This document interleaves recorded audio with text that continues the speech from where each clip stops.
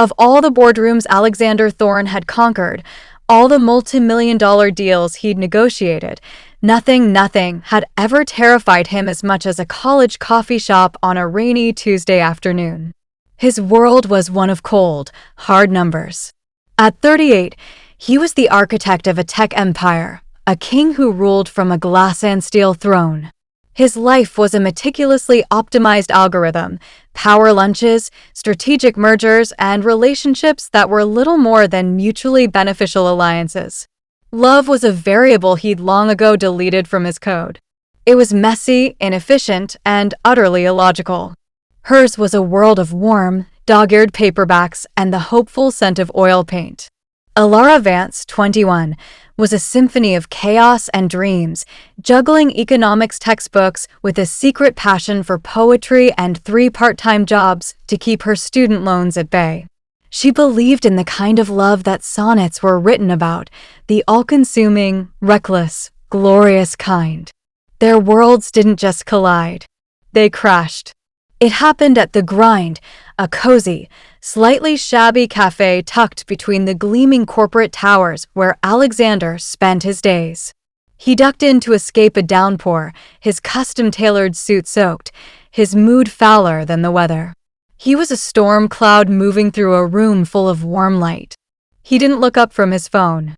Large black coffee. To go. The voice that answered wasn't like the polished, rehearsed tones of his assistants. It was warm, like honey dissolving in tea. Coming right up.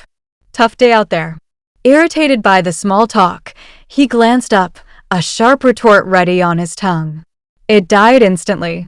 She had eyes the color of a forest after the rain, and a smudge of chocolate powder on her cheek.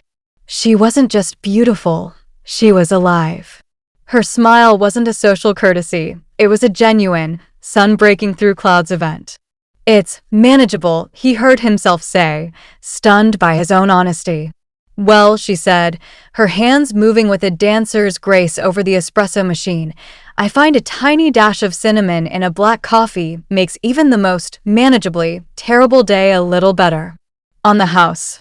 She sprinkled the spice into his cup before sealing the lid. Think of it as a secret weapon.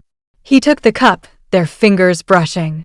A jolt, small but electric, passed between them. It was the least logical thing he'd ever felt. Thank you, he trailed off, suddenly needing to know. Alara, she supplied. Alexander. He never gave his first name. The algorithm was breaking.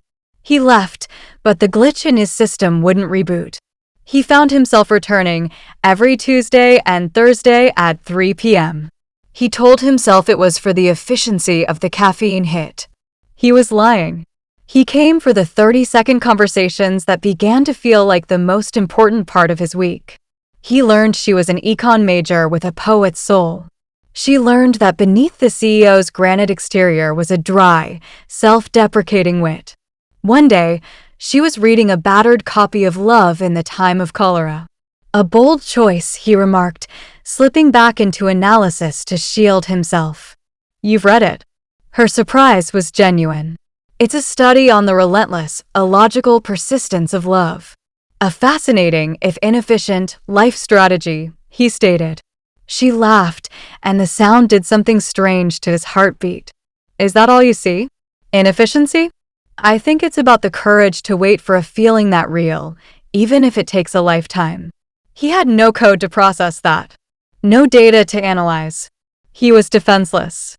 The facade he'd so carefully built shattered completely at a university fundraising gala.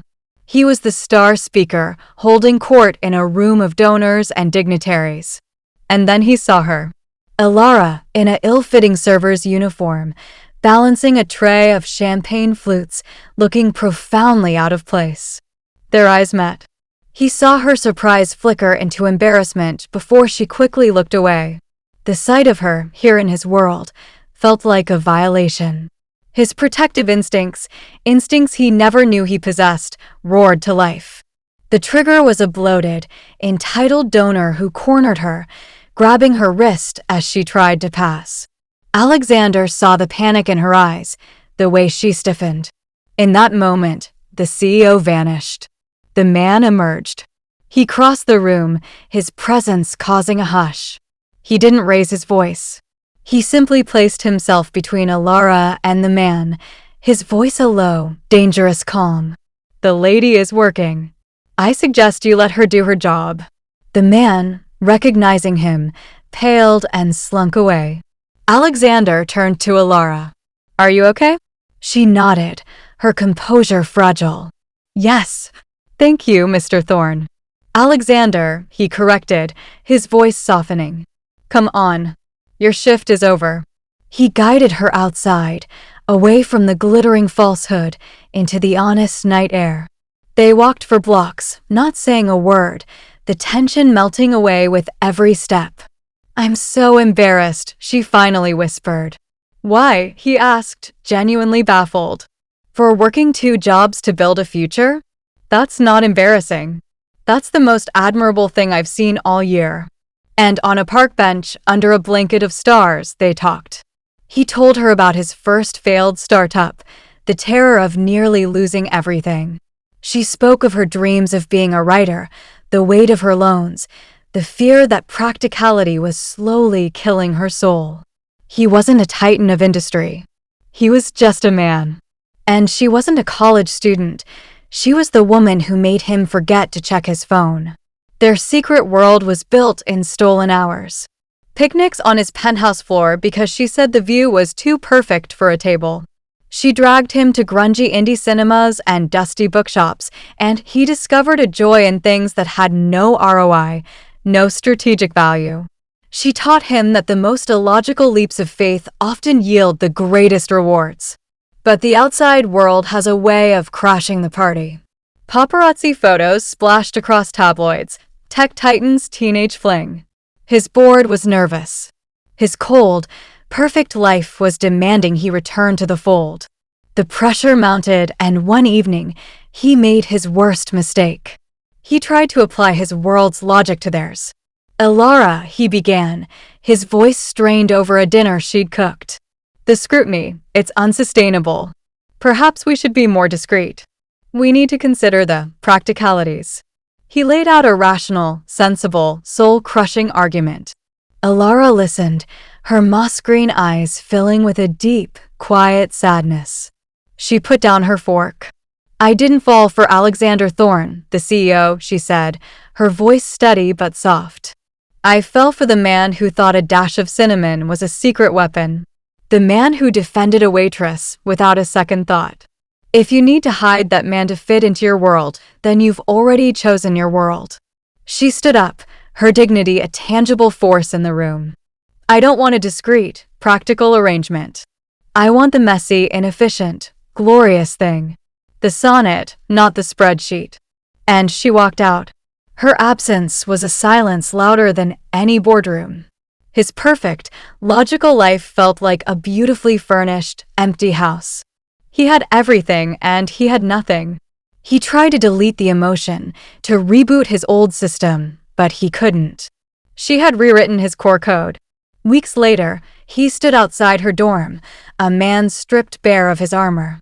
He held no grand gesture, no business proposal. In his hand was only a worn copy of Love in the Time of Cholera. When she opened the door, her eyes were guarded, tired. "Alara," he said, his voice rough with a fear he now welcomed. "You were right. Love is the most illogical, inefficient, and terrifying algorithm ever written. It crashes every other system. It has no backup plan." He held out the book. "I've spent my entire life building walls, thinking they were fortresses. You didn't try to climb them. You just made me realize how lonely it is behind them. I don't want to be discreet. I don't care about practicalities. I just want you. However messy, however inefficient, however glorious that is." A single tear traced a path down her cheek. "And the headlines? You're bored. Let them write whatever they want." "The biggest risk isn't the scandal," he said, finally understanding.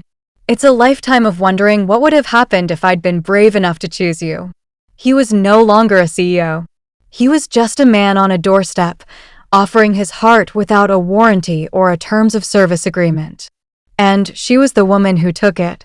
She smiled, that world-brightening, illogical, glorious smile, and took his hand. Alexander Thorne, master of the logical universe, had finally learned the most powerful force wasn't data or code. It was the courage to choose the story over the spreadsheet every single time.